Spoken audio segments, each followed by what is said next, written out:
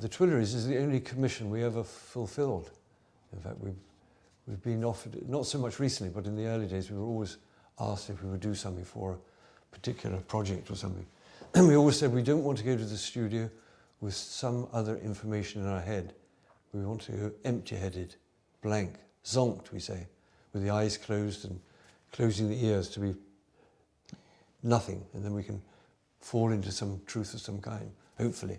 We never wanted to go to the studio with the idea that we have to satisfy somebody. But we did it for Art and Project because they were some of the first people to be kindly to us. We were introduced to Art and Project by the late artist Gervan Elk, who wanted us to join his Dutch gallery. He felt it would be good for him as well, and good for us. And we became very fond of Geert and Adrian, they were called. Adrian died quite recently, and they wanted something that they would keep for themselves. And we said we would do the Tuileries. And then it's very interesting because then at that time we used to have a lot of shows in Paris with Iliana Sonnenberg, no? And what they call the friends of, we had a group of young people taking us around, no? And we ended up in the Tuileries. At that time, the Tuileries was a kind of sex playground. Sex playground. Hiding in the bushes or something like that. And so it became a new way of dealing with nature, that it could also have this sexual element. Yeah? That the trees are not only trees, it could be something behind the trees. Yeah? And so to make the images in the Tuileries are not of the Tuileries. We could have gone to Paris and done that, but we didn't need to do that. It just had to be the suggestion of the sexuality combined with nature. We were quite excited by that. And the chairs are based on in 1970 we had 2 green chairs in the ground floor of number 12 Forney Street. We only had the ground floor. There are 2 rooms. We had the kitchen and 1 room. And for 10 years all the art was done there in the kitchen. It was extraordinary. And only 2 chairs. Only the famous pieces they all like the Red Mornings or Cherry Blossom, all were done in the kitchen. And we had these 2 green chairs, and we asked John if he could copy the 2 green chairs, and then we put this jungle, we glued the jungle on top of it. It was very exciting. There were a pair of, I suppose there were some prototypes for chairs that never actually got produced. And we liked them because they were similar but different. And whenever we had a visitor, we always used to say, it's a male and female pair of chairs, which is which? And half the world says that's the male, and the other half says that's. So we realized that even the furniture had that very strong sexual element. Yeah.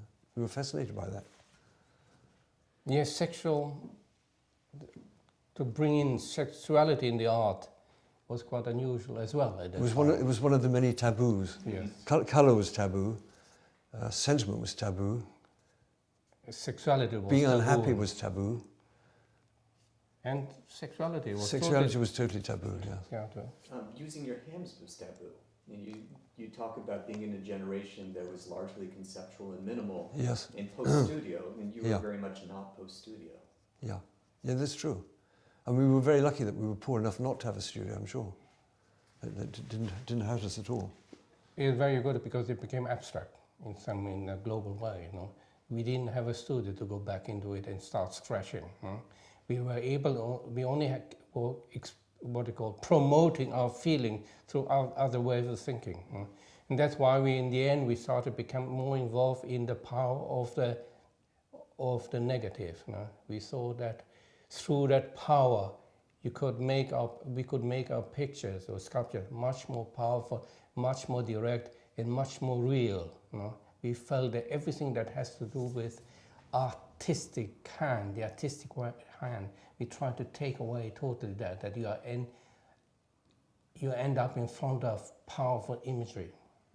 That's why we gave up charcoal on paper sculptures, because we became very disillusioned with the reality, which is that people came to the charcoal on paper sculptures and admired their form and their texture and almost the sound they made, the crinkliness and the edges. They liked the edges. We thought how awful. They're not listening to us. We're not reaching. We're not speaking to them. We are not able to get our message across. So let's try something different. We tried different ways. So, like even videos, we tried video, the first video sculpture that we thought about, that's quite a good way of doing it.